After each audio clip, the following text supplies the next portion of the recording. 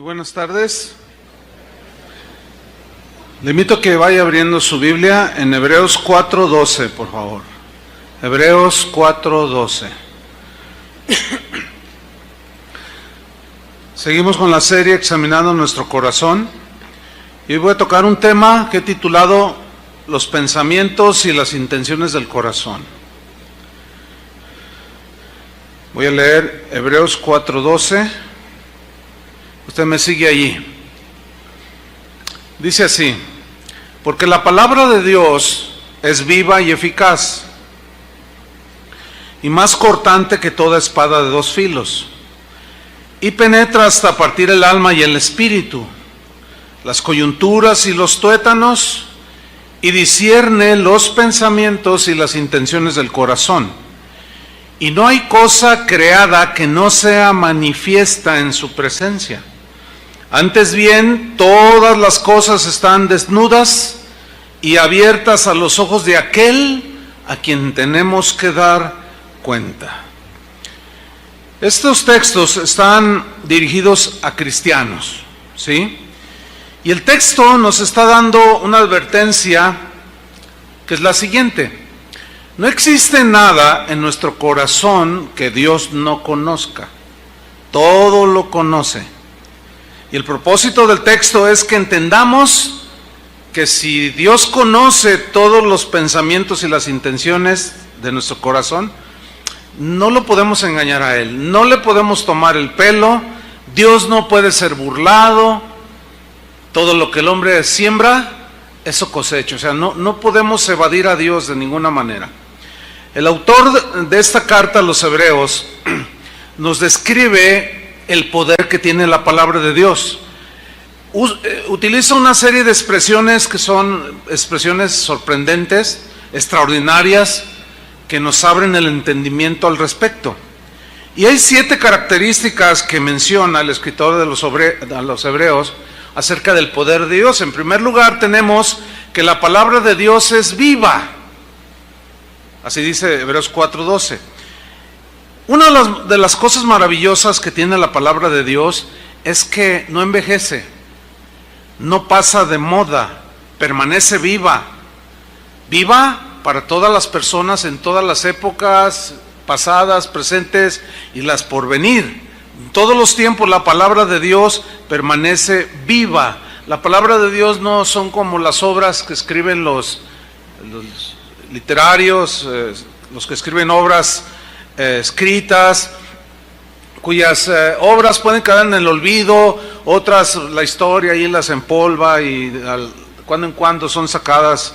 No, la palabra de Dios es algo con lo que todos nosotros, tarde o temprano, nos vamos a enfrentar. La palabra de Dios está cargada de advertencias dadas por nuestro Señor a sus hijos, que tenemos que ponerles atención.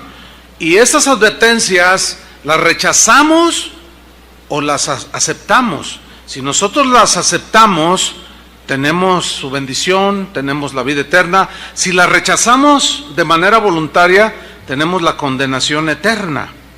En segundo lugar, tenemos que la palabra de Dios es eficaz. ¿Qué significa? Que es la única que es capaz de transformar el corazón de un ser humano. La psicología tiene lo suyo, pero llega al nivel del alma, no puede llegar al espíritu, que eso es lo que la Biblia misma nos dice, que el espíritu tiene ese poder de penetrar hasta allá.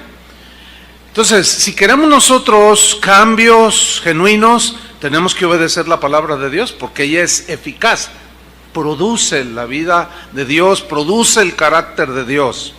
En tercer lugar, tenemos que la palabra de Dios es penetrante, es más cortante, más cortante, o sea, de un solo tajo. Pero añade algo: es más cortante que toda espada de dos filos. O sea, todavía más le aumentas, que es más cortante. Más cortante, diría yo entonces, que un bisturí, más actualizado a nosotros. Y esto habla de que la palabra de Dios es extremadamente penetrante. Cuando alguien como usted aquí en esta tarde se expone a la predicación de la palabra, esta va a penetrar hasta lo más profundo. es la palabra de Dios sumamente penetrante. Pero viene una pregunta aquí: ¿hasta dónde puede penetrar la palabra de Dios en un ser humano? Nos dice el texto mismo, y penetra hasta, esa palabra hasta habla de profundidad. Es una forma de medir la enorme profundidad, que en realidad es como algunas partes en el océano que todavía no llegan a medir la profundidad del océano. Profunda, sumamente penetrante. ¿Hasta dónde? Hasta lo más profundo, hasta partir el alma y el espíritu, hasta hacer esa división del alma y el espíritu. La Biblia utiliza la palabra griega psique, refiriéndose al alma, y generalmente se refiere a la vida. Todos los seres vivos tienen psique o vida física, pero el ser humano tiene el neuma, o sea, el espíritu, que es un distintivo exclusivo de los seres humanos. Y esto nos permite, la conjunción de alma y espíritu es la que nos permite pensar y razonar, mirar más allá de lo terrenal y poder mirar a Dios, pensar en nuestra eternidad, reflexionar. Y los animales no tienen esta capacidad, solo los seres humanos. Razonamos, ellos no pueden razonar. Por ejemplo, los animales no piensan en su eternidad, ¿sí? Nunca se ha visto a una manada de leones adorando a Dios. Nunca se ha visto a ningún animalito postrado adorando a Dios. No, porque ellos no razonan en ese sentido. Pero nosotros sí. Y es para nosotros la palabra de Dios. Y en quinto lugar tenemos todavía una descripción de hasta dónde puede penetrar. Dice que hasta las coyunturas, que son las uniones de nuestros miembros en el cuerpo, son las articulaciones. Pero luego sigue, ahí no se detiene, dice, llega hasta los tuétanos, que es lo que está dentro de los huesos, la médula, que está ahí. O sea, está describiéndonos el poder que tiene la palabra de Dios para penetrar el corazón de las personas. Ahora bien, eso tiene el poder la palabra, porque eso es lo que dice, que es eficaz, tiene poder y está viva. El problema radica no en Dios, que nos quiere bendecir, que nos quiere salvar, que nos quiere perdonar, que nos quiere transformar. El problema está en la actitud que tiene el corazón de la persona que escucha la palabra de Dios. Puede rechazarla o puede abrazarla, puede creerla o puede menospreciarla, y la decisión que cada quien tome es la que va a determinar su eternidad. Ahí está la oferta de Dios, Él da su palabra. Ahora, a nosotros los cristianos se nos está diciendo y enseñando de ese poder de la palabra de Dios, porque dice enseguida el texto que penetra hasta las coyunturas y los tuétanos y discierne, dice, esa sería la sexta característica, discierne los pensamientos y las intenciones del corazón. Ahora, aquí la palabra que resalta es discernir, discierne. La palabra de Dios discierne. Críticos es la palabra griega que se traduce por discernir. De ahí se deriva la palabra criticar. Pero esta palabra críticos, que se traduce discierne los pensamientos, describe todo aquello que se relaciona con el juzgar de Dios. Él es el único que tiene ese poder y esa capacidad, puesto que solo Él es el único que puede conocer nuestros más íntimos pensamientos. Él es el único que puede conocer las inclinaciones, las intenciones y los pensamientos del corazón. Por tanto, solo Él puede juzgar de esa manera. Nadie de nosotros tiene esa capacidad. Pero ¿cómo es que nosotros nos vamos a dar cuenta cómo está nuestro corazón? Por medio de la predicación de la palabra. Porque critica a Dios los pensamientos torcidos, juzga a Dios los pensamientos torcidos. Y es por la palabra que nosotros nos damos cuenta cómo es que estamos, ¿sí? Esta es la razón por la cual es una manera, o sea, es muy increíble que cristianos, un cristiano también se le denomina creyente, que un creyente sea incrédulo. ¿Cómo? ¿Sí? La misma Biblia ahí en Hebreos dice, no sea que dice, no sea hallado en vosotros corazón malo de incredulidad. Como un creyente incrédulo, sí, porque el corazón se va endureciendo y empiezas a caer en la incredulidad y empiezas a dudar de Dios. Y luego viene la palabra de Dios que te confronta y o te resistes y dices, no es para tanto, que al cabo que... O con corazón humilde la abrazas, te arrepientes, pides perdón al Señor.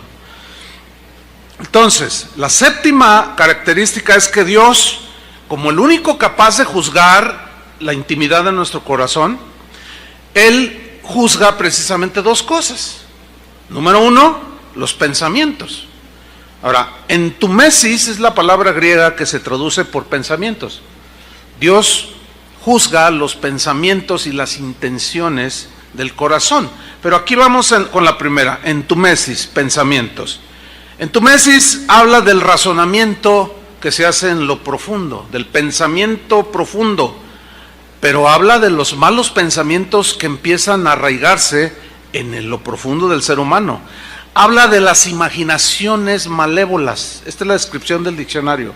Son imaginaciones malévolas. Una imaginación es algo que tú estás pensando, alguien te hizo algo, estás molesto, estás enojado, te estás amargando, y de repente por ahí te viene un pensamiento del corazón.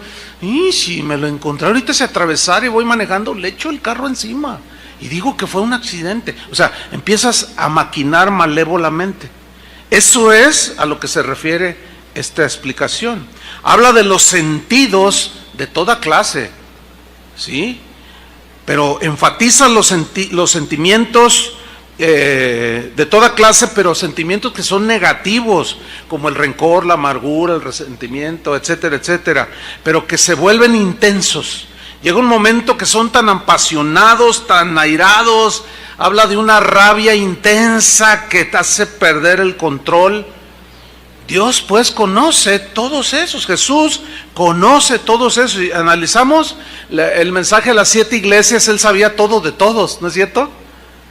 Él dijo, no, yo sé que tú esto y esto y esto, pero tengo algo contra ti porque tú esto y esto, y tú esto, y sabía todo de todos. Y les decía, arrepiéntete, porque no te arrepientes voy a mover tu candelabro de su lugar. Arrepiéntete, arrepiéntete. Siempre el Señor, cuando nos saca a la luz las intenciones y los pensamientos de nuestro corazón, es para que nos arrepintamos, hermanos, para no caer en la apostasía y finalmente alejarnos avergonzándonos de Él. Entonces Jesús conoce todos estos pensamientos. En segundo lugar, dice que las intenciones, que Él las discierne, las juzga. Intenciones viene de una palabra enoia, que significa literalmente así, una idea. Pero esa idea, según el diccionario, habla del propósito por el cual tú estás ideando las cosas, o para qué estás ideándolas. Habla de un plan que tú vas armando poco a poco, ya sea tomar dinero ahí de la empresa que no te pertenece, ya sea engañar a tu esposa o a tu esposo, lo que sea. Es algo que se va moviendo allí poco a poco, que vas abrazando. Habla de esa maquinación, que el corazón llega un momento que si tú no lo desechas, ese pensamiento se va arraigando, se va haciendo sólido, fuerte. Esa maquinación finalmente resuelve hacerlo. Por eso el Señor está interesado en que nosotros seamos de corazón limpio. Entonces aquí hay un principio muy claro: nuestra vida emocional, nuestra vida intelectual, nuestros sentimientos, nuestros pensamientos, nuestras intenciones, por más profundas que sean, por más escondidas y camuflajeadas que las tengamos ahí, todas serán sometidas al escrutinio del Señor. Porque dice el versículo 13, síganme con atención, Hebreos 4:13, dice, y no hay cosa creada, no hay absolutamente nada en este mundo que no sea manifiesta en su presencia. Manifiesta significa revelada, mostrada, o sea, nada se esconde. Dios, creador de todo, conoce todo. Dice, antes bien, todas las cosas están desnudas y abiertas a los ojos de aquel a quien tenemos que dar cuenta. Aquí encontramos dos cosas. Dice que Hablando del corazón, todo está desnudo delante de Él y está abierto delante de Él. Nada podemos esconder. La palabra gimnos es la palabra que se traduce todas las cosas están desnudas. Y gimnos, que se traduce desnudas, tiene la idea de que nosotros como personas cubrimos nuestra desnudez con ropa, ¿sí? Nos cubrimos. Y si ustedes se fijan, cada quien viene vestido de diferente manera, de diferentes colores, diferentes diseños, pero todos cubrimos nuestro cuerpo, cubrimos nuestra desnudez. Pero tienen la idea de un disfraz, ¿sí? En una fiesta de las llamadas fiestas de disfraces, la gente llega vestida de sandía, llegan disfrazadas de murciélago, de diferentes personajes. Pero no son ellos en realidad. La verdadera personalidad, el verdadero ser de una persona está detrás del disfraz. La idea aquí de que todas las cosas están desnudas es que el Señor está diciendo, por más disfraces que te pongas, por más cosas externas que tú manifiestes, delante de mí todo está desnudo. Podrás usar un disfraz que engaña a otras personas y tengan una opinión de ti de la que realmente no eres. O la gente crea que tú eres lo que realmente no eres, por el disfraz, ¿entienden? Por la apariencia. Por eso dice que todas las cosas están desnudas delante de Él. Y la otra palabra es más clara, es más descriptiva. Habla de todas las cosas están abiertas, dice. Y esta palabra abiertas viene del término tetragelismenos. Esta palabra que se traduce abiertas, en los tiempos del griego clásico, aquí que se hablaba en los tiempos de Jesús, se usaba de tres maneras esta palabra. La primera manera en la que se usaba para describir algo era un término que usaban en referencia a la lucha libre, a los luchadores grecorromanos. Y quiere decir agarrar al contrario de tal manera que lo deje inmóvil. O para que usted lo entienda, están dos luchadores y uno toma al otro y le aplica la tapatía. Así son los luchadores. Las llaves que ellos hacen cuando tienen en ese deporte de la lucha, dejan inmóvil, totalmente inmóvil, lo dejan de diferentes maneras, pero los dejan inmovilizados. Y eso nos habla de que nuestros intentos de evadir a Dios solo durarán un breve tiempo. ¿Cuánto tiempo vas a tardar? ¿Cuánto tiempo te va a durar esa actitud que tienes de evadir de Dios, de huir de Dios, de correr de Dios? ¿Cuánto tiempo? Llegará el momento en que ya no podrás evitar, porque el Señor te va a inmovilizar totalmente y vas a tener que mirarlo cara a cara y ya no podrás evadir más a Dios. La segunda uso que tenían de esta palabra tetragelismenos, que se traduce por cosas abiertas, se usaba en el sentido de desollar, o se usaba cuando desollaban un animal al que colgaban, ¿sí? Y lo desollaban, es decir, le quitaban la piel para luego preparar el animal. Yo hace no mucho tiempo estaba viendo un video que me impresionó, me llamó la atención, alguien me lo envió y decía, un hombre destaza una res en 5 minutos. Yo dije, ¿en 5 minutos? Un animal de 450 kilos. Y bueno, estaba ahí, ya estaba muerto la vaca y la tienen colgada en unos arneses. Y saca un cuchillo, hermano, no sacó un machetote así, sacó un cuchillo de este tamaño, chiquito, pequeñito. Entonces, dice, el cronómetro se pone a funcionar y se ve ahí en el video que empieza a correr el cronómetro y él empieza con el cuchillo. Desnudó totalmente de la piel al animal. Y luego enseguida lo empezó a cortar, le sacó todas las entrañas, pero empezó a cortar las patas, empezó a cercenar. 5 minutos duró. Impresionante. ¿Cuánto el Señor tardará para desollarnos y dejarnos totalmente desnudos y abiertos? ni una milésima de segundo. ¿Sí?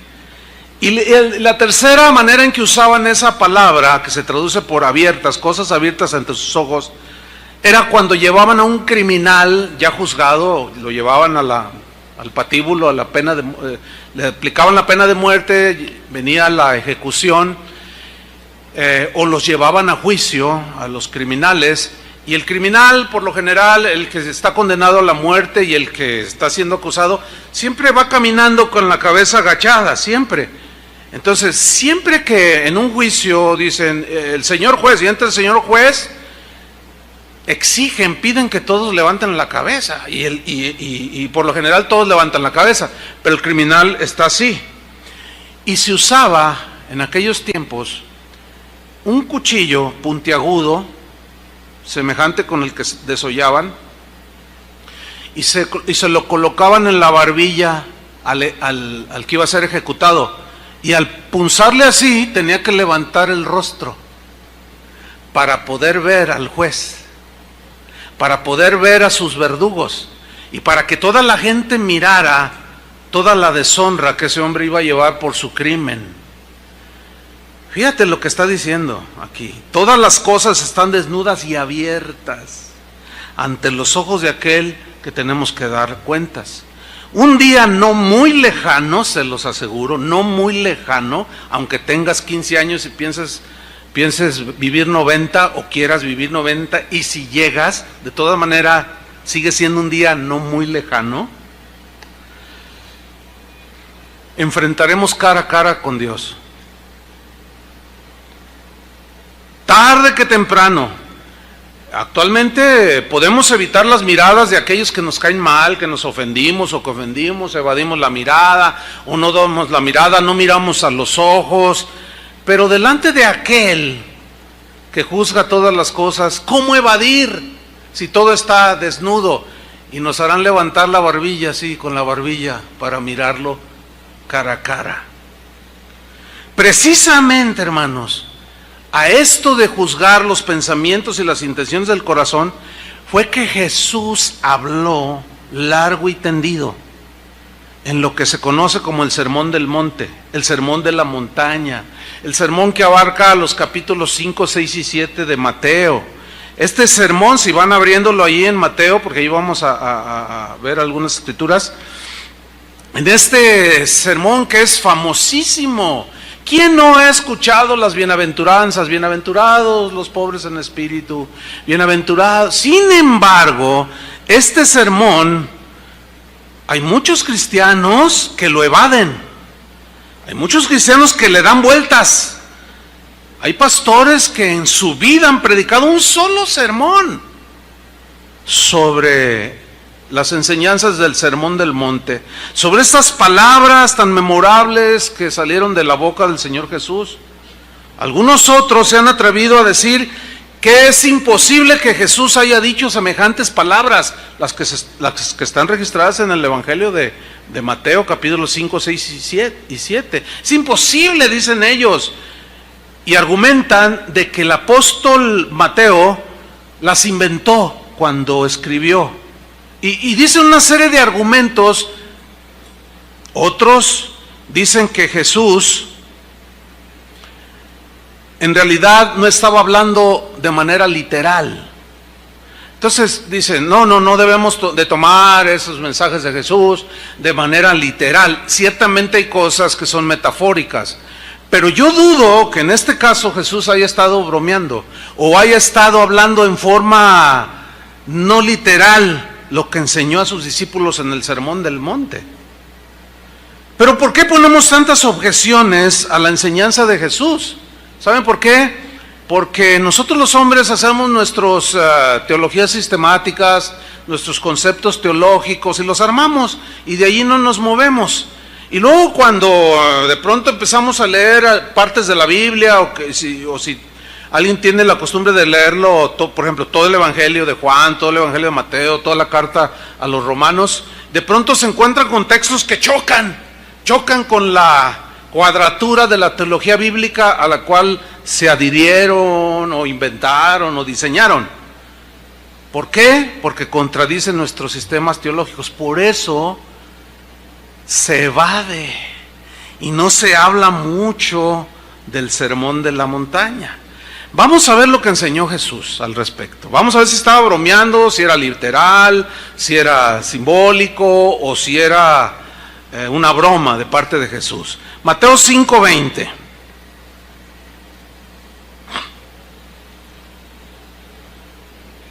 Dice Mateo 5:20, porque os digo, ahora acuérdense, estaba hablando a sus discípulos. ¿A quiénes les estaba hablando? ¿Cuántos discípulos de Jesús son en esta tarde aquí o se consideran discípulos de Jesús? ¿Hay alguno aquí? Bueno, estamos incluidos ahí. Porque yo os digo que si vuestra justicia no fuere mayor que la de los escribas y fariseos, no entraréis en el reino de los cielos. Bueno, a primera vista parece como que Jesús está enseñando que la salvación es por obras. Pero no, Él va mucho más allá de las obras explícitas que hacemos los seres humanos. No, lo que Jesús va a enseñar y está enseñando y enseñará en los restos de este pasaje es que Él se va a enfocar en la fuente donde salen los malos pensamientos, las intenciones malévolas que nacen del corazón, ¿sí? Y Él está preocupado para que sus discípulos realmente tengan un limpio corazón, porque en el capítulo 5, versículo 8 del mismo pasaje, dice, bienaventurados, ¿quiénes? Los limpios de corazón, porque ellos verán a Dios.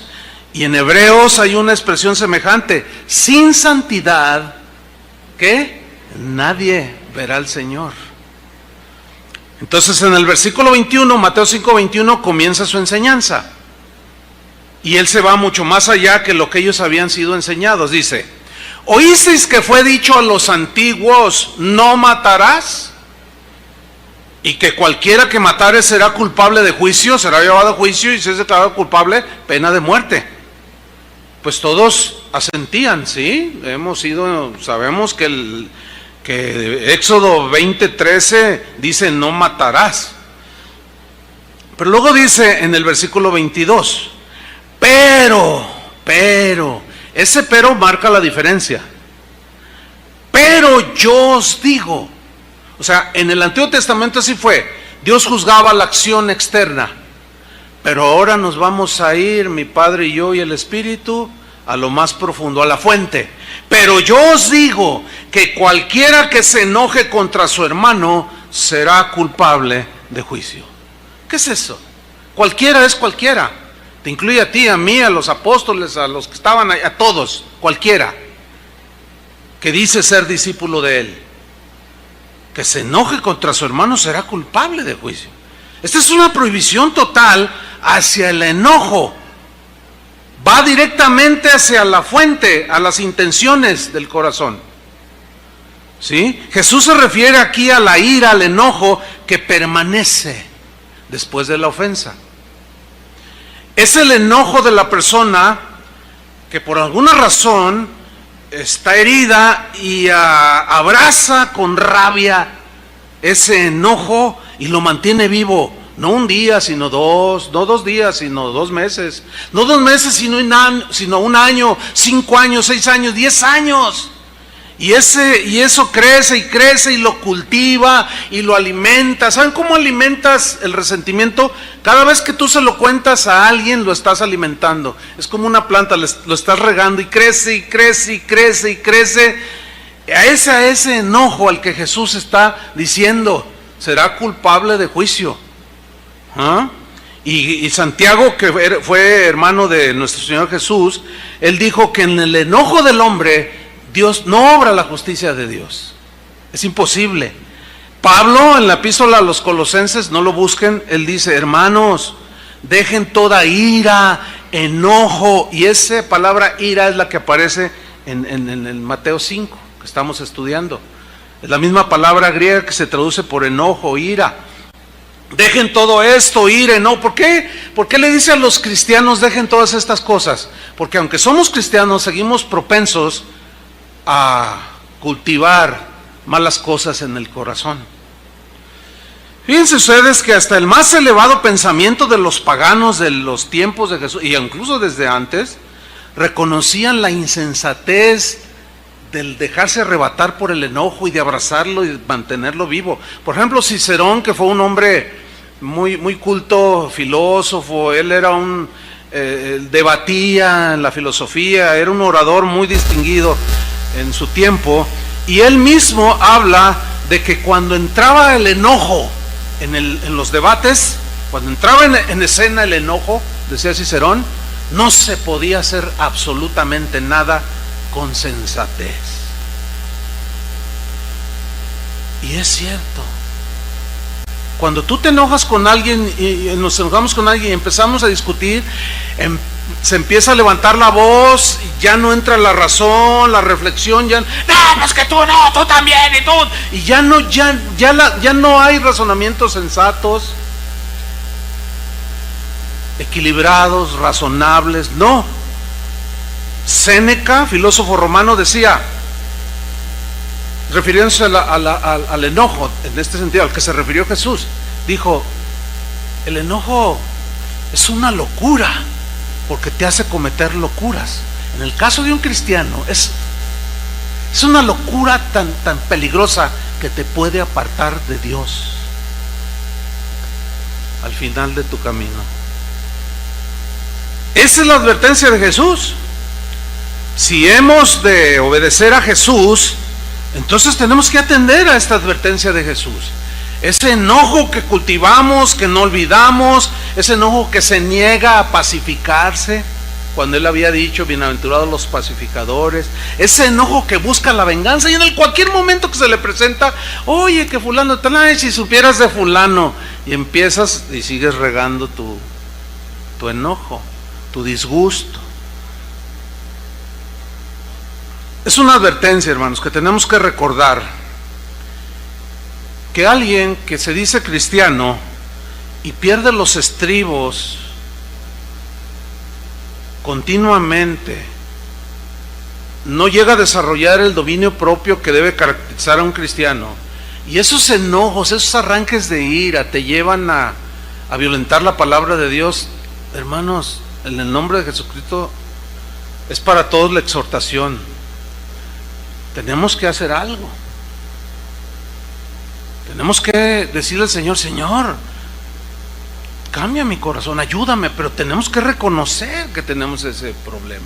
¿Se acuerdan que Pablo dijo, bueno, no quiere decir, no problema, sino pecado, para hablar las cosas como son?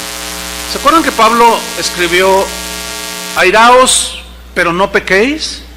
Porque el enojo de una injusticia es una reacción totalmente normal, humana, pues, ¿sí? Y hay un enojo, una exaltación, un enojo, podemos decir justificado, pero en el caso de los cristianos dice, sí, enójate, pero no peques. O sea, que ese enojo no te lleve al desborde. Y me hizo enojar y quedé ciego y saqué la pistola y lo maté. Estaba tan enojado con mi esposa, con mis hijos, porque pasaron cosas y hice una carta, ¿saben qué? Para mí y se dio un tiro en la sien. Ese es el enojo al que Jesús se refiere aquí. En el capítulo 5, seguimos en Mateo, en el versículo 22, en la segunda parte, Jesús sigue abundando acerca del punto. Es como que va aumentando el nivel de gravedad de las intenciones que vamos cultivando en el corazón. Porque luego dice en Mateo 5:22, en la segunda parte, y cualquiera que diga necio a su hermano será culpable ante el concilio. Necio. Y vamos a estudiar esto, pero miren, los maestros judíos de aquel tiempo tenían un dicho cuando enseñaban. Ellos decían, 3 hombres descienden al infierno para no volver. Número 1, el adúltero. Número 2, el que avergüenza a su prójimo en público. Así enseñaban, o sea, la enseñanza de Jesús, ya verán cómo ¿cómo va encaminada esto? Porque tenía sentido lo que los rabinos, algunas cosas que ellos decían tenían mucha de verdad. Dice, y el tercero, el que le pone a su prójimo un apodo, un mote insultante. O sea, para insultar su persona. Y Jesús condena al que le llama a su hermano necio. Pero para nosotros necio como que no tiene mucho sentido en el contexto nuestro. Por eso hay que ubicarnos en el contexto del tiempo de Jesús. La palabra que se traduce por necio ahí es la palabra raca. Raca, así. Raca describe el tono de voz con el que le dice algo a alguien. Eres un... ¿Entiende? El tono de voz. Así dice el diccionario. Describe que aparte del tono hay un ingrediente de desprecio muy marcado hacia la otra persona. Entonces, llamar a una persona raca, como dijo, esa es la palabra que usó Jesús. Llamar a una persona raca era llamarle un idiota, pero sin sentido, pero en un tono despreciativo, burlesco, descalificativo. ¿Sí? Es llamarle tonto, imbécil, pero el tono, ¿entiende? El tono y el desprecio con el que se dicen las palabras. Cabeza hueca, el tono. Y la actitud con la que se dice. Eso es lo que Jesús está condenando aquí. Hace un tiempo atrás, alguien me mandó un video y me dijo, pastor, escucha esta predicación. ¿Por qué? ¿Tiene algo especial? Escúchala. Bueno, en un momento tuve tiempo, la empecé a escuchar, estaba haciendo otras cosas, todo lo que estaba enseñando el pastor estaba bien. Él estaba hablando de cosas doctrinales. Entonces él estaba dando su posición respecto a un tema que él estaba desarrollando. Y de pronto dice, y todos los que crean contrario a lo que estoy diciendo aquí, son unos imbéciles, así, en un tono, y yo hasta dejé de oír hacer lo que estaba haciendo, y me regresé, y moví así, ¿verdad? A ver, no creo que dijo eso, oí mal, y lo regresé, ¿no? Sí, y ahí tengo el video. Imbéciles, son unos imbéciles todos los que creen diferente a lo que yo estoy enseñando. Ah, caray. Entonces pues yo me sentí aludido, porque yo no creía en un punto yo no lo concebía así, y hay diferencias. Pero es el tono, es el tono, es la agresividad y el desprecio. De eso está impregnado cuando Jesús dice, a eso se refirió Jesús cuando dijo, ¿cómo lo haces? ¿De dónde sale eso? ¿Cómo? ¿Por qué te salió así, con ese desprecio y con ese tono necio, raca? ¿Sí? Raca, pues, es el término que usaba alguien que desprecia a otro, pero con una superioridad, porque denota como una superioridad orgullosa, arrogante, soberbia. Y en aquellos tiempos, para contrarrestar esta actitud, pues como ahora, ¿verdad? Hay historias, ejemplos y había una historia que se manejaba para ilustrar precisamente ese punto. Y dice esta historia que en una ocasión un rabino, joven, pero ya era un rabino, venía de la casa de su maestro, de recibir sus clases, ¿verdad? De la Torá. Este rabino joven se sentía muy orgulloso de ser tan inteligente. Decía, oh, es que yo soy muy inteligente. Gracias, Señor, por dotarme de semejante inteligencia, decía. Él se sentía muy erudito, sí lo era, pero era medio arrogante y pues se sentía muy orgulloso de decir que él sí conocía a Dios. Los demás no lo conocen. Pues un día, dice la historia, iba de camino y se encontró a un hombre en sentido opuesto, pero era un hombre, dice la historia, que físicamente no era muy favorecido. O sea, no estaba muy atractivo, pues, el hombre. Pero lo saludó al rabino. Lo saludó, rabí. Sabía que era un rabí por la vestimenta y lo saludó amigablemente. Pero ¿qué sucedió? El rabí no le contestó el saludo. sino que le respondió: ¡Ea, raca! O sea, lo miró con desprecio y le habló fuerte, despreciativamente, y le dijo: ¡Ea, raca! ¡Qué feo eres!, le dijo. ¿Así son todos los de tu pueblo? ¿Igual que tú de feos y despreciables? Y aquel hombre simple y sencillo le contestó: pues no lo sé, pregúntale a tu hacedor y a mi hacedor por qué me hizo así de feo. Y así reprendió aquel pecado de desprecio. Esto lo usaban otros rabinos para contrarrestar esa actitud del corazón de algunos que por sentirse como se sienten, desprecian a todo mundo. Entonces el pecado de desprecio, según Jesús, merece un juicio todavía más severo. Es todavía más severo que el que dice del enojo. Es como si Jesús dijera: el pecado del enojo es malo, pero el pecado del desprecio y de cómo hablas, es peor. Y en ustedes, mis discípulos, no debe de ser así. No hay pecado que no sea contrario. O sea, no hay peor pecado que ofenda al Espíritu de Cristo que el despreciar a aquellos que han sido hechos a la imagen de nuestro Señor Jesucristo. Hay un desprecio que surge del orgullo de la raza. Pues que yo soy anglosajón, yo soy alemán, yo soy suizo, sueco, rubio, alto, ojos azules, y pues más para bajito acá pues salimos medios achocolatados. Entonces de ahí surge el racismo, ¿verdad? El menosprecio del blanco hacia el negro, del negro hacia el blanco, y luego el blanco hacia el amarillo hacia... y una despreciadera. De ahí es donde nace el racismo. ¿Saben que hay iglesias racistas? Cristianas, hermano, iglesias cristianas racistas. El racismo quiso entrar, el desprecio en el corazón, aún de los líderes de la iglesia, quiso entrar en los tiempos de Santiago.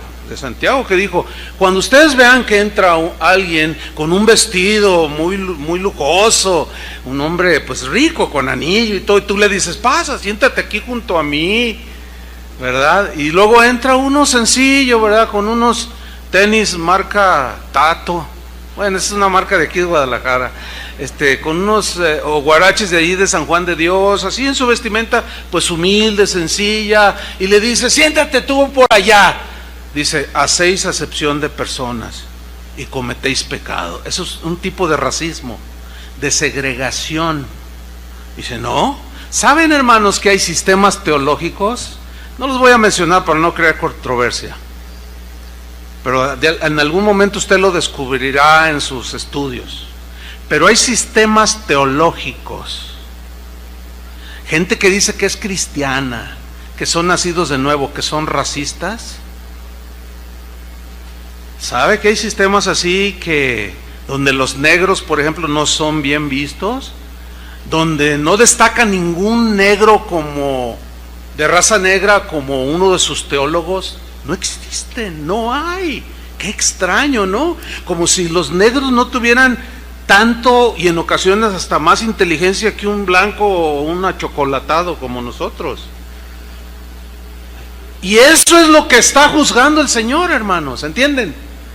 Eso es lo que el Señor está queriendo que nosotros entendamos, porque Él discierne los pensamientos y las intenciones del corazón. Mire, le voy a contar algo que a mí me pasó en una iglesia en Centroamérica. No voy a decir ni la iglesia ni el país, porque luego, no, acá no somos así. ¿Por qué mencionó nuestro país?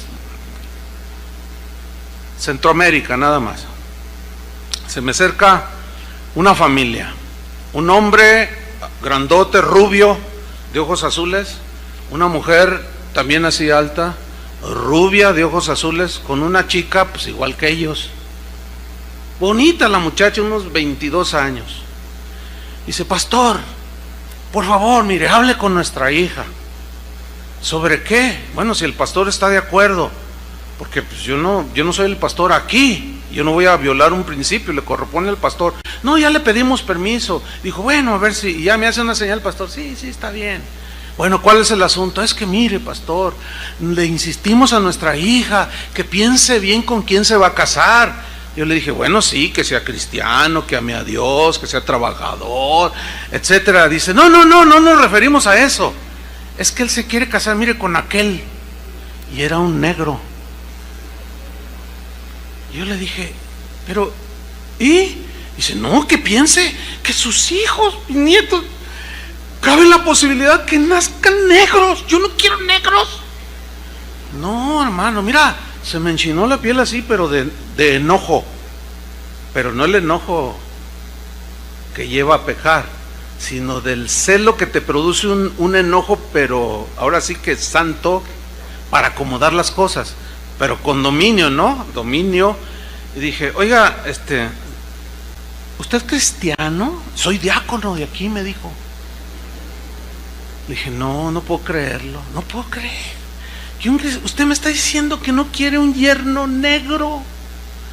Ahora, si tú mirabas al negro, estaba bonito. De verdad, mi esposa lo conoce. Mira, tenía el pelo bien bonito, bien rizado. Imagínatelo, negro con ojos verdes. Estaba guapísimo el tipo. De verdad. Y yo le dije, oiga, pero... Claro, yo no hice mención de eso, ¿no? Pero le dije, pero es que yo no... Mire la Biblia, no. Y que se enoje, se da una media vuelta y se va. Entonces, el negrito vino conmigo y me dijo, yo sé lo que te dijeron. Estaba bien triste. Y dice, mira, Chuy, yo amo al Señor, yo tengo temor de Dios, pero ellos me desprecian. Finalmente no se casó con él. Él se casó, por cierto, con una mexicana. Bueno, pues quizás somos menos racistas, no lo sé. Pues se casó con una mexicana. Pero hermanos, hay un desprecio que nace del orgullo de la raza. Hay un desprecio que surge de la posición económica, por el dinero, produce un orgullo. Hay un desprecio que viene del conocimiento, de la intelectualidad, y no deberíamos de ver nunca con desprecio a nadie por quien Cristo murió. No. Y ese es a lo que Jesús se dice. No digas raca, no digas necio a nadie. Versículo 22, en la última parte del texto, dice, y cualquiera que le diga fatuo, o sea, a su hermano, ¿quedará qué? ¿Expuesto a qué? No, pero eso no es literal, dicen algunos. Estaba bromeando. Yo no creo que Jesús estaba haciendo algo alegórico aquí. Es una advertencia totalmente literal la que Jesús está haciendo aquí. No tengo la menor duda. Ahora, para nosotros fatuo, bueno, pues quizá no tenga la connotación que tiene en el original. Moros es la palabra que se traduce por fatuo. Y moros quiere decir tonto, pero dice el diccionario que no se refiere a la capacidad mental, sino se refiere a cuando alguien pone en duda el carácter moral de otra persona calumniándolo.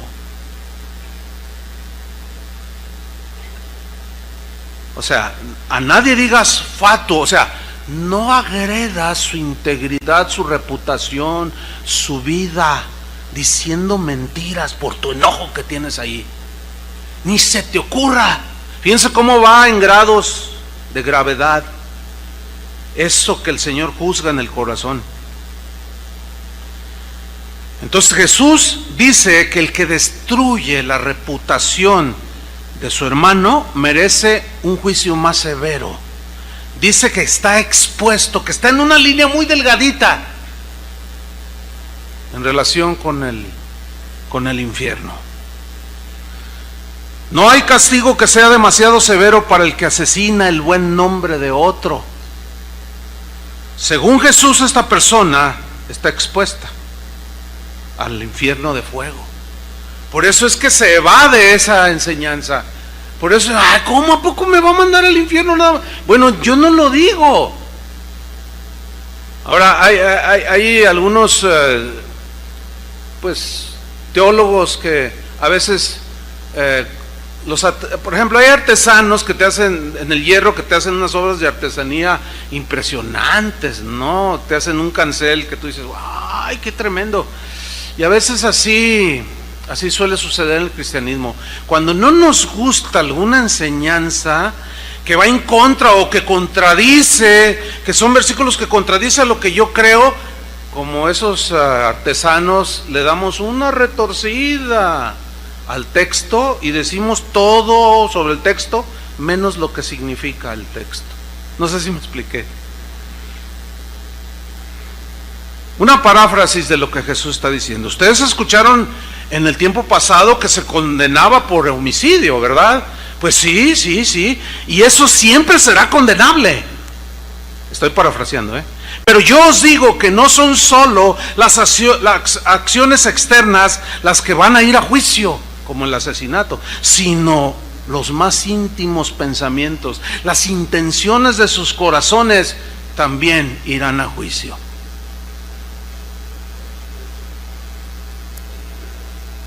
Entonces, si la ira que permanece es mala, el hablar agresivo, despectivo es peor, pues el que destruye y agrede en su integridad a una persona, pues es el peor de todos.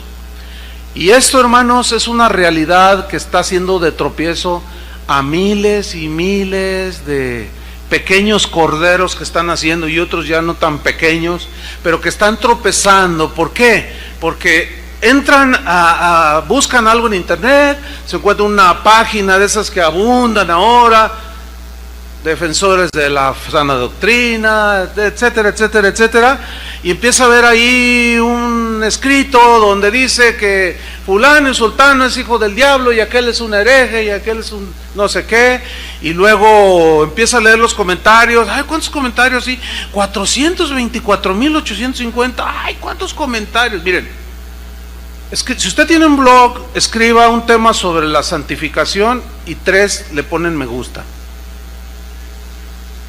Escriba atacando la reputación de alguien o algo que le dijeron de alguien. Usted ponga allí, derrame toda su amargura en su blog y diga cosas agresivas contra otras, y va a ver cuántos seguidores agarra. Y luego empiezan a leer los comentarios, ¿verdad? Y me gusta, me gusta, me gusta, me gusta. Yo les hago una pregunta, cristianos. ¿De veras les gusta eso? ¿En serio les gusta que alguien suelte su amargura ahí en su blog de Facebook? ¿Les gusta eso? Bueno, si les gusta, yo les exhorto a que cambien de actitud, porque están en un grave peligro. Muy grave, no grave, muy grave. Yo he leído comentarios que, como decimos aquí en México, hasta se rayan la mamá. Así literal. Con una eres un tal por cual, hijo del diablo, así. Y luego no falta el comentario equilibrado. ¡Hey, calma, hermano! Somos hermanos. ¡Tú cállate, tibio!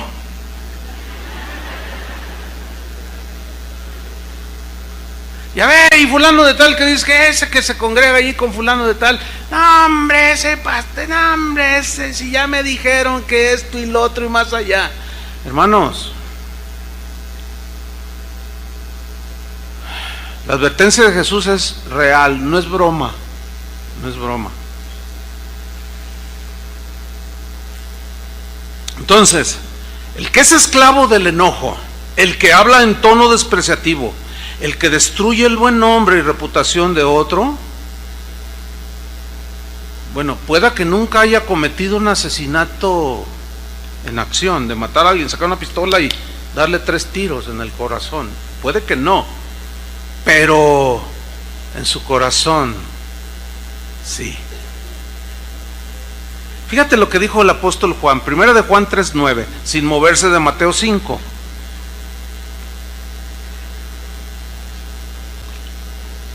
Primera de Juan, capítulo 3,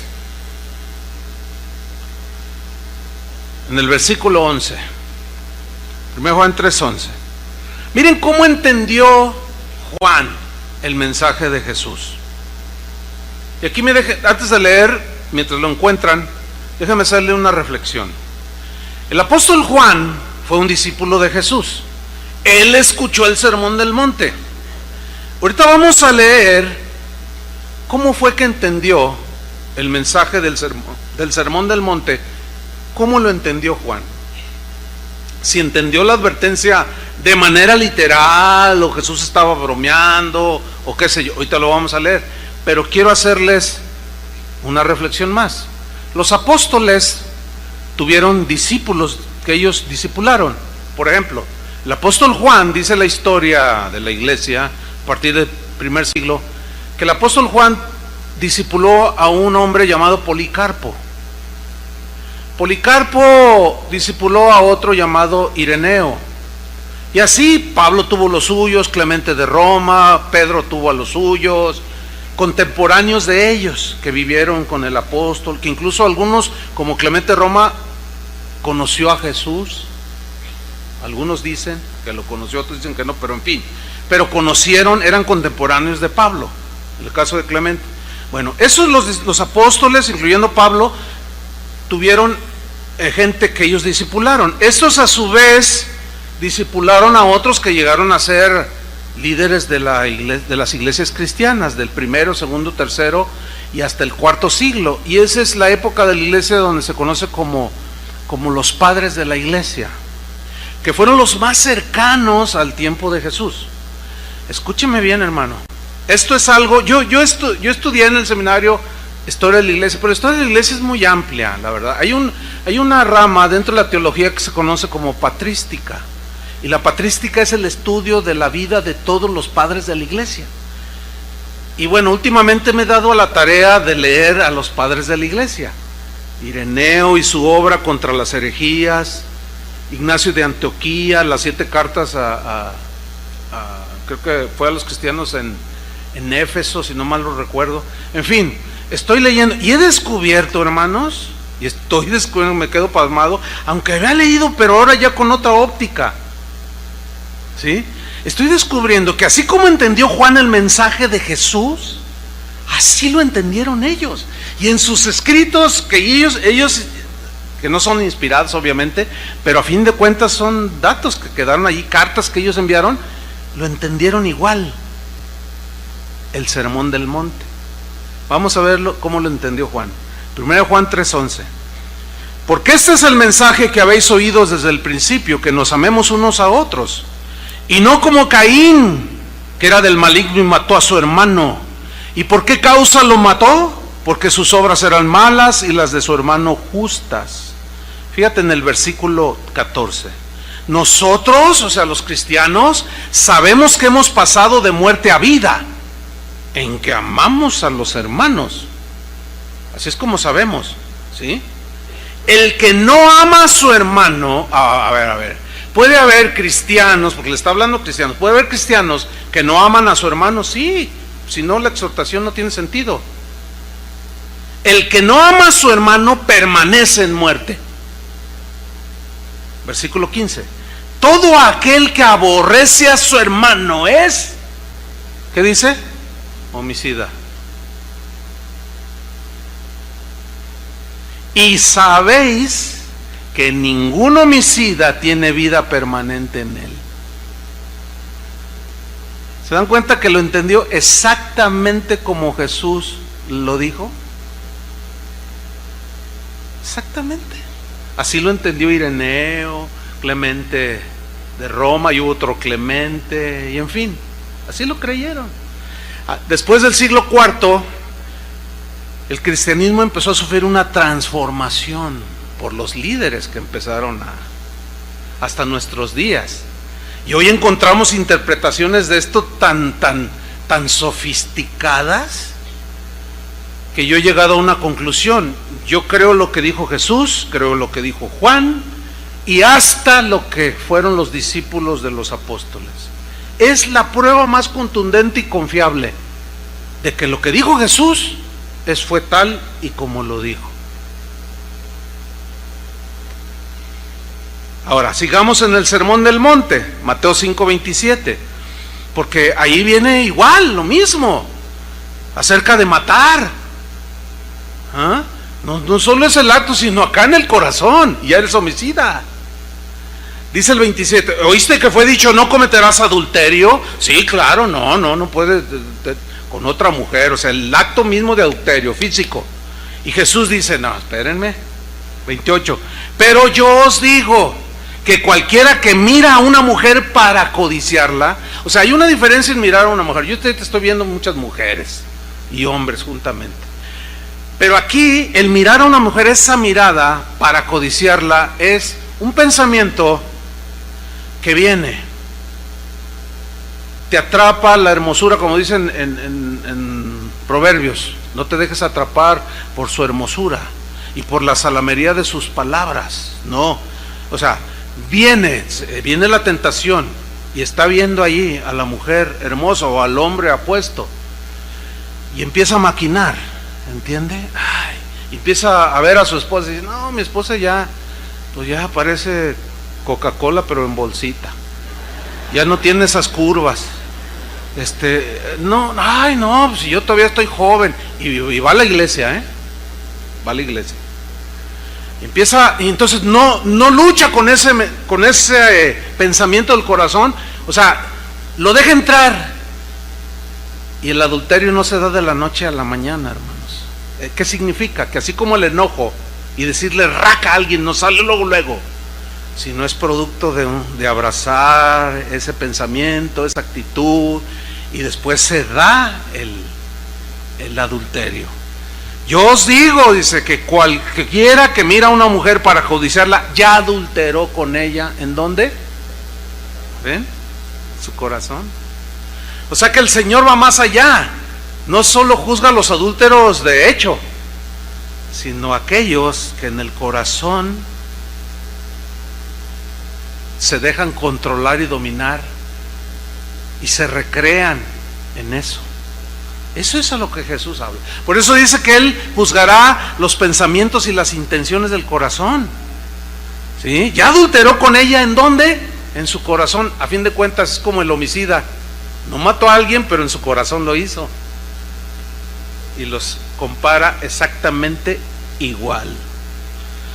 Y luego viene algo que es obvio que aquí no es literal, sino es metafórico, es como una hipérbole, una expresión que exagera algo para resaltar la verdad, una verdad. Y dice, por tanto, si tu ojo derecho te es ocasión de caer, sácalo y échalo de ti. Si fuera literal, no, pues quizá habrá hombres que entren no solo sin todos tuertos, ¿verdad?, con su parche de pirata, sino también con sus oídos y sus manos, y de puro tronquito así.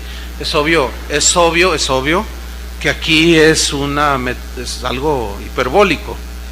Échalo de ti, pues mejor te es que se pierda uno de tus miembros, sino que todo tu cuerpo sea echado al infierno. Pero el infierno no es metafórico, es real. Y si tu mano derecha te es ocasión de caer, córtala y échala de ti, pues mejor te es que se pierda uno de tus miembros, sino que todo tu cuerpo sea echado al infierno. ¿Se acuerdan cuando Jesús les dijo a sus discípulos, no tengan temor de los que matan el cuerpo, porque el alma no pueden matar, teman a aquel que tiene poder para echarlos en el infierno? ¿A quién es ese que hay que temer? A Dios. Y lo mismo sucede con Mateo 5:31. Fíjate cómo pone a la par. También fue dicho, cualquiera que repudie a su mujer puede darle carta de divorcio, pero yo os digo que el que repudia a su mujer, a no ser por causa de fornicación o por inmoralidad sexual, por infidelidad, hace que ella adultere, y el que se casa con la repudiada comete adulterio. O ella, si ella es la que comete adulterio, se quiere divorciar por causa injustificada y se casa, comete adulterio. Eso dice allí, ¿sí o no? ¿Están conmigo? Bueno, algo que estoy viendo yo que se ha infiltrado ya en la iglesia cristiana es esa actitud que tienen los políticos alrededor del mundo. Los senadores, los diputados, los presidentes, los gobernadores. ¿Qué actitud tienen? Miren, Hace años el aborto era penalizado, porque a todas luces el aborto es un asesinato. Pero así como los artesanos del hierro que tuercen todo y dejan una obra de arte, empezaron a torcer las leyes de una manera tan increíble que ahora ya despenalizaron lo que antes era penalizado. Y ya despenalizaron en algunos países las drogas. México, ya el presidente ya dijo que hay que despenalizar la marihuana. Hay países en Europa donde ya están despenalizando la pederastia, que es las relaciones sexuales entre una persona mayor y un niño. ¿Por qué la están despenalizando? Porque el argumento que ellos esgrimen es el mismo que los homosexuales: es mi preferencia sexual. Ahora, si ustedes han legislado a favor de los homosexuales, que se puede casar, tener relaciones sexuales un hombre con un hombre, a ellos les gusta así, a mí me gustan los niños y exijo mis derechos. Y Suecia es un país que ya, no sé si alguien me dijo, no he comprobado, cuando yo fui a Suecia el año antepasado, ya estaba en la Cámara de Senadores por aprobarse, o si la rechazaban. Alguien me comentó que ya la habían aprobado, pero no lo he comprobado. O sea, que ya hay países, ahorita por lo menos 2 en Europa, que ya despenalizaron la pederastia. Al rato va a suceder lo mismo aquí, porque aquí ya despenalizaron o permiten inclusive el matrimonio entre personas del mismo sexo. Bueno, cada quien. El problema, ¿saben qué es? Que esa misma actitud ya se ha metido a la iglesia. Pecados que son penalizados por Dios, rechazados por Dios, ahora nosotros los despenalizamos.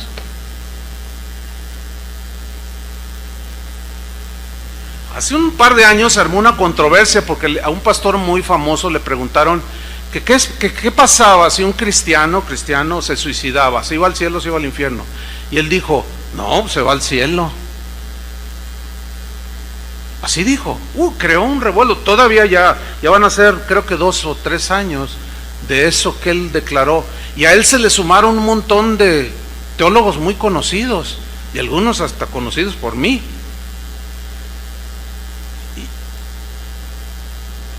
Lo que hicimos nosotros fue pausar y para meditar el tema, porque es un tema real. Ahí está el tema. Pero a medida que escudriñamos textos como estos, no podemos despenalizar lo que el Señor ha penalizado. ¿Me explico? No podemos. Entonces, si un cristiano se da un tiro y se suicida y se va al cielo, entonces, si la pregunta sería esta: oiga, entonces un cristiano que tiene 20 años de cristiano, ha caminado bien con el Señor, todo bien, etcétera, y de pronto se enreda en una relación de infidelidad y es un adúltero y mantiene ahí el disfraz, es hasta diácono, ¿verdad? O hasta predicador, o hasta pastor, o un miembro de la iglesia, y anda ahí de adúltero, la esposa ni cuenta se ha dado y se muere estando con la mujer adúltera. ¿A dónde se va? Bueno, según la respuesta primera, obliga a que la segunda respuesta sea la misma, ¿no? No, pues al cielo. Y así sucesivamente. Mire, el hermano Pablo Hunter, que fue nuestro pastor toda la vida, él nos enseñó, siempre nos decía, me decía a mí, por ejemplo, hermano Chuy, decía: mira, la revelación y el conocimiento de Dios es progresivo. A ver, explíqueme, hermano. Mira, cuando tú te convertiste, recién te convertiste, tú tenías un entendimiento, por obvias razones de conversión, limitado conocimiento, limitado entendimiento. Era como mirar una pared a 5 centímetros así, pues no tienes mucho panorama. Pero va pasando el tiempo, si te aplicas en el estudio de la palabra, si caminas con Dios, si obedeces su palabra, tu panorama se va ampliando, vas teniendo más conocimiento y ya no estás así ahora sí que tan tapado, ¿no? Entonces, todo eso te va dando entendimiento paulatino.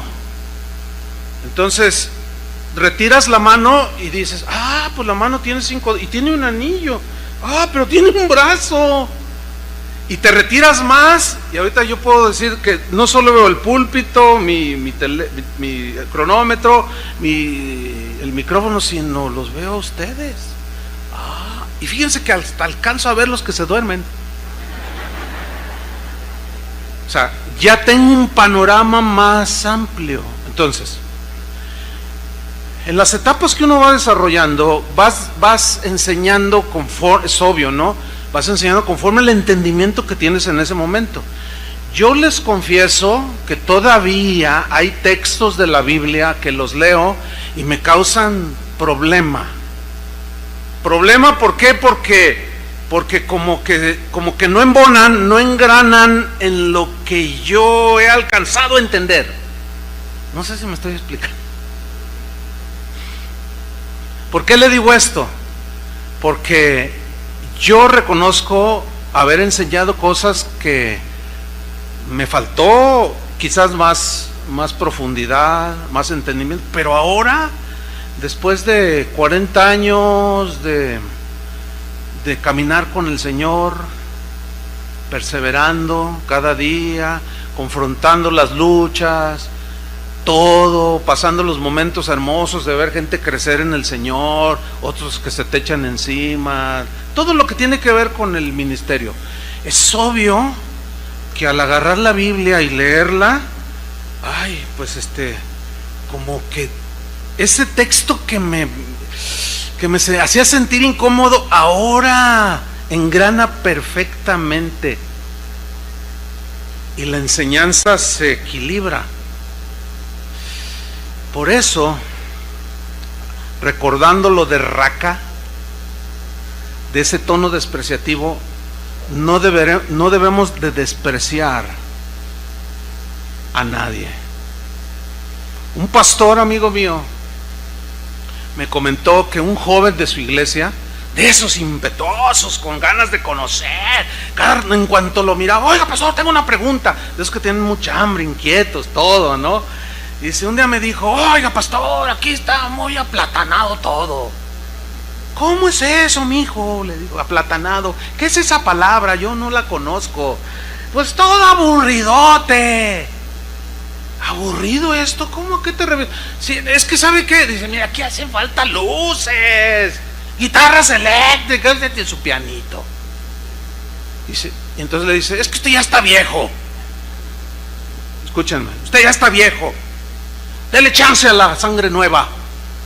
Oh, fíjate, usted ya está viejo. Desprecio.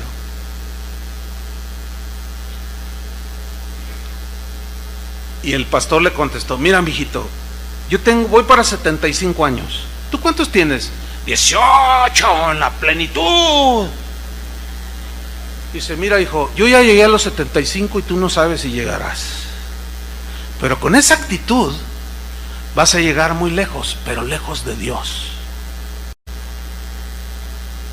Y eso se ve el día de hoy. A mí ya me lo han dicho, ruco, no raca, ruco.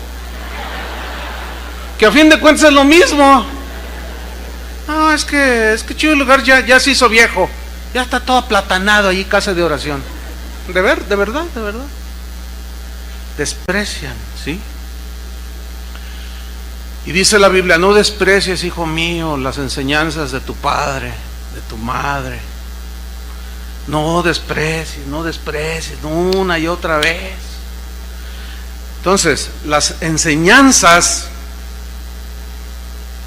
van tomando más forma, eso es entendible. Cuando Jesús lavó los pies de los discípulos, Pedro le dijo, no me lavarás a mí. Le dijo, Pedro, si no te lavo no tienes parte conmigo. Entonces él le dice, lávame todo. Y Jesús le dijo, mira, lo que yo hago ahora tú no lo comprendes, pero un día lo entenderás. O sea, todavía no tenía ese entendimiento. Entonces, cuando yo leo ahora, he leído no sé cuántas veces el Sermón del Monte, he predicado muchas veces, pero no sé qué está pasando ahora. Que cuando lo leo con una claridad que digo, ay Señor, ¿por qué? Porque Ahora ya esos pasajes como que me eran piedras en el zapato, ya no los veo así, sino siento que engranaron perfectamente. Y digo, ay Señor, volvamos al texto. Cualquiera que repudia a su mujer, dele carta de divorcio, dijeron, pero yo os digo que cualquiera que repudia a su mujer, a no ser por causa de fornicación, hace que ella adultere, y el que se casa con la repudiada comete adulterio. Aquí yo ya personalmente he tratado casos así, de gente que se ha divorciado por razones injustificadas, y se les ha dicho que no está justificado, pero yo me quiero divorciar, dicen. Bueno, esa es una decisión que tú tomas, pero yo no te podemos volver a casar. Ya no te puedes volver a casar. Bueno, pues ya no me caso. Una persona me dijo así. Se divorció. Al poco resultó que tenía un novio aquí y quería que la casáramos. Y le dijimos que no podíamos. No, pero ¿por qué? Si nos amamos, no. Porque ¿dónde está entonces tu promesa de que en las buenas y en las malas, en la pobreza y en la riqueza, ¿dónde quedó la promesa? No, pues es que dijo mi mamá que siempre no. Ah, no me digas. Y se molestaron, se enojaron, se ofendieron, y algunos de ustedes quizás saben de quiénes estoy hablando, porque quizás eran sus amigos, y dijeron, qué mala onda, Chuy. Sí, soy mala onda yo. Qué mala onda el pastor. ¿Por qué no los casó? ¿Ahora ya se dan cuenta por qué? ¿O no? Por eso. Yo no quiero ser despenalizador de los pecados que Jesús condena, hermanos. Líbreme el Señor. No, ¿cómo? Cuentas daré algún día, cara a cara. Y me va a poner también así, a ver, mírame a los ojos. Pues yo cuando llegue ahí, yo quiero que me diga, bien, buen siervo y fiel. Pero el que permanece, hermanos, hay que permanecer. Que persevera hasta el final, este será ¿qué? Salvo. Y así el Señor dice, oísteis que fue dicho diente por diente, ojo por ojo, pero yo os digo, no resistáis al que es malo. Oísteis que fue dicho, amarás a tu prójimo y aborrecerás a tu enemigo, pero yo os digo, amad a vuestros enemigos, bendecid a los que os maldicen, haced bien a los que os aborrecen, orad por los que os ultrajan y os persiguen, para que seáis hijos de vuestro Padre que está en los cielos, que hace salir su sol sobre malos y buenos, y que hace llover sobre justos e injustos. Porque si amáis a los que os aman, ¿qué recompensa tenéis? Ninguna. ¿No hacen acaso lo mismo los publicanos? Y si saludáis a vuestros hermanos solamente, ¿qué hacéis de más? Nada. ¿No hacen también así los gentiles? Sed pues vosotros perfectos, así como vuestro Padre en los cielos es perfecto. Esa perfección se refiere a pureza de corazón. No es impecabilidad, que no pequemos ya, no fallemos, no se habla de corazón puro, así como el corazón de Dios es puro, así ustedes sean puros de corazón. Concluimos, hermanos. Habrá muchas personas o cristianos que exteriormente nunca han matado a nadie, o no han cometido el acto de adulterio, pero en el corazón sí. Y eso ya, yo no tengo la menor duda de que en este punto, en este sentido, todos somos culpables. ¿Sí o no? Yo sí reconozco que, pues que sí ha habido cosas en el corazón que me han enojado, y que quizás estuvieron allí y se albergaron cosas. Bueno, aquí no tengo la menor duda de que todos somos culpables. Todos hemos caído en estos pecados. Y aquí es donde muchos dirán, como en los tiempos de Jesús, siendo así, cuando les hablaba del matrimonio, no conviene casarse. Siendo así, ¿quién podrá ser salvo?, le dijeron. Otros dijeron, dura es esta palabra, ¿quién la podrá soportar? Así dijeron algunos, porque obviamente no son cosas fáciles. Pero miren cómo lo entendió Juan. Se los voy a leer. En esto conocemos que amamos a los hijos de Dios, cuando amamos a Dios y guardamos sus mandamientos, pues este es el amor a Dios, que guardemos sus mandamientos. Y sus mandamientos no son gravosos, dice. ¡Wow! Aquí nos encontramos a dos tipos de creyentes. Los que dicen, no, qué duro, ay no, cuidado, estás en un riesgo, estás en un peligro tan tremendo de deslizarte y finalmente terminar alejándote de Dios y negar a Jesús. Y el que me negare delante de los hombres, dijo él, lo negaré delante de mi Padre. Ahí es donde tiene un engranaje perfecto. Cuando Jesús dijo en el mismo sermón, muchos me dirán en aquel día, Señor, Señor, yo hice milagros en tu nombre, sané a los enfermos, oré, hice milagros, hice esto y lo otro. Y yo les diré, nunca os conocí, hacedores de maldad. ¿Saben por qué? Porque hubo un tiempo en sus vidas que sí oraron, Dios los usó, ¿entienden? Y Dios hizo milagros, hicieron muchas cosas, pero hubo un momento en que algo pasó en sus vidas, se alejaron de Dios, lo negaron. Y él dijo, y en aquel día muchos me dirán, Señor, Señor, en tu nombre profetizamos, en tu nombre hicimos y yo les diré, ¿y ustedes quiénes son? Nunca los conocí, hacedores de maldad. ¿Sabes a quién se refiere? A los que terminaron negándolo aquí, que es lo que la Biblia define como la apostasía. ¿Cómo llega a ese estado un cristiano? Yo creo en la seguridad de la salvación, nadie me va a cambiar ese concepto, está en la Biblia. Mientras yo permanezco al abrigo del Altísimo, nadie me toca, nadie. Mientras yo persevero en Cristo, en sus caminos, en su temor, ¿qué me separará del amor de Cristo? Nada. ¿Qué me arrebata de su mano? Nada. El que permanece en mí, yo permaneceré en él, y éste dará mucho fruto. El que no permanece en mí se secará y será cortado y echado al fuego. Yo tengo en mi casa un buen número de árboles. Ahorita son robles. Hay uno altísimo como de 15 metros. Hay de diferentes tamaños. Ahorita están frondosos porque tiran la hoja como en febrero, pero ahorita ya le salió una hoja, son unas hojas grandes. Están preciosos esos árboles. Y a veces el otro día estaba contemplando, ay, qué bonito era el viento, bien una sombra impresionante. Y de pronto, bueno, esto ya lo había notado siempre, pero y quiero investigar sobre eso.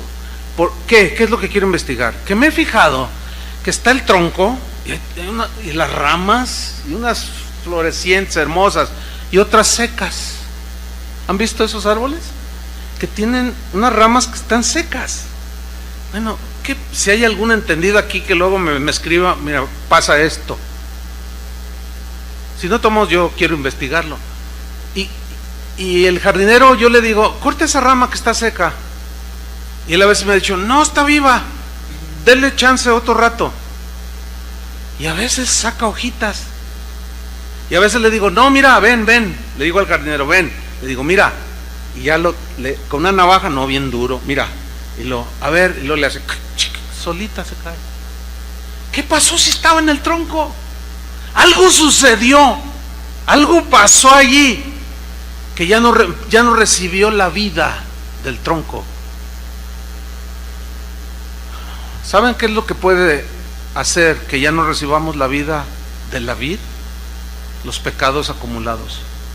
Por eso la provisión está allí. Si confesamos nuestros pecados, Él es fiel y justo para perdonarnos y limpiarnos de toda maldad.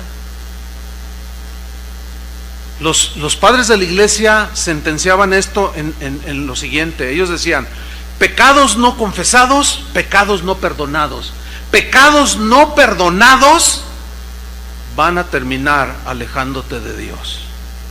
Es la apostasía.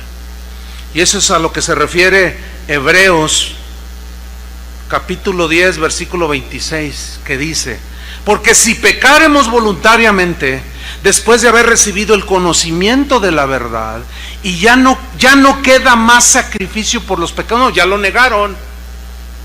Dicen Judas, negaron al Señor que los rescató, se apartaron.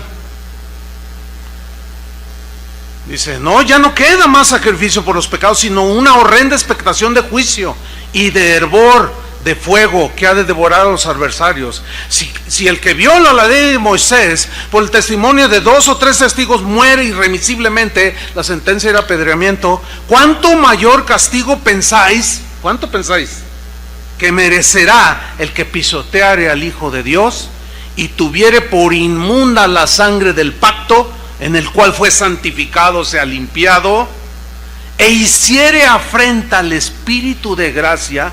Afrentar al Espíritu de gracia ya me engranó a mí. La blasfemia contra el Espíritu Santo que dijo Jesús, ¿se acuerdan? Afrenta al Espíritu Santo y negar a Jesús, negar su sacrificio. No, yo me voy, no me sirvió de nada. Es la apostasía, hermanos. ¿Cómo llega una persona ahí que fue un creyente acumulando pecados, acumulándolos? Y luego dice, pues conocemos al que dijo, mía es la venganza, yo pagaré, dice el Señor, y el Señor juzgará a su pueblo. Horrenda cosa es caer en manos de un Dios vivo. No perdáis pues vuestra confianza, que tiene grande galardón. O sea, significa, no pierdas la fe, al final tendrás tu galardón. No te quedes en el camino. Porque es necesaria la paciencia para que, habiendo hecho la voluntad de Dios, obtengáis la promesa. Porque aún un poquito y el que ha de venir vendrá y no tardará. O sea, el juicio vendrá. Mas el justo, ¿por la qué? Por la fe vivirá. Se mantendrá, perseverará. Pero luego dice, y si retrocediere, se refiere al justo en algún momento. Y si retrocediere, si me negare, no agradará mi alma. Y lo dice el escritor de Hebreos. Pero nosotros no somos de los que retroceden para perdición, sino de los que tienen fe para preservación del alma, para perseverar hasta el día final y terminar como dijo Pablo: he peleado la buena batalla de la fe, he terminado la carrera, he guardado la fe, porque Dios ya le había revelado que iba a morir. Terminé mi carrera y he guardado la fe. Por eso Jesús dijo: el que persevere hasta el fin, este será salvo. ¿Eres salvo ahora? Sí. Parece como que hay una contradicción ahí, pero no, son dos temas diferentes, que en algún momento hablaremos un poco más. Por lo pronto, hermanos, esta advertencia es para nosotros. Limpia tu corazón, lávalo con la sangre de Jesús, arrepiéntete de eso que ha estado allí y pídele su gracia. ¿Oramos? Pónganse de pie. Señor, necesitamos tu gracia. Tú dijiste, y lo entendemos, que separados de ti nada podemos hacer. No podemos rechazar el pecado si estamos lejos de ti. No podemos ser obedientes si no tenemos temor de ti. Pero alejados, ¿cómo? Con amarguras, ¿cómo? Dejamos de recibir la gracia de Dios cuando brota la amargura. Cuando nos volvemos a las obras, a los méritos propios, y nos volvemos a las obras, como dice a los Gálatas Pablo, frustrado: me temo que trabajé con vosotros en vano. De la gracia habéis caído, dijo, los que os queréis volver a la ley. No, hermanos, permanezcamos en Cristo, en Cristo. Perseveremos en Cristo. Somos cristianos. Hay una realidad, hermanos, que no debemos ignorar. No hay que confundirnos. Tentaciones seguirán viniendo, ¿sí? Pero ahora ya entendemos que el corazón tenemos que mantenerlo limpio. Amén. Cuando viene el enojo, la ira y la ofensa, ay Señor, perdóname, y pedir perdón. Si estás diciéndole cosas bonitas a una mujer que no es tu esposa, que el temor de Dios venga sobre ti y te detengas y ya no lo hagas. Díselas a tu esposa. Ella es tu esposa. Porque esto es bien serio, hermanos, es real. Señor, perdona todos nuestros pecados, por más ocultos que estén, tú los conoces. y ante ti no hay nada que se esconda, todo está abierto y desnudo. Y mientras tenemos vida, hay tiempo de arrepentimiento. Una vez que nos alejamos y te negamos y blasfemamos, ya no hay remedio. Ya cuando el corazón está tan endurecido, y aunque sigamos viniendo a la iglesia, Jesús les dijo a aquellas personas, aquellos fariseos: ustedes enseñan mandamientos de hombres como si fuera a honrarme a mí, pero su corazón está lejos de mí. Andaban vagando por allá y por eso rechazaron a Jesús. Lo negaron y Él los negará. Señor, pon en nuestro corazón sabiduría para discernir los tiempos y la palabra, Señor. Te lo pedimos en el nombre de Jesús. Queremos irnos limpios por tu sangre preciosa de todos nuestros pecados, Señor, y mantenernos día a día en un examen continuo para mantener limpio el corazón. Ayúdanos, Señor, y danos esa gracia. Y pon en ti tu temor, Señor. Pon en nosotros tu temor. Te lo pedimos en el nombre de Jesús. Amén. Que Dios les bendiga, hermanos.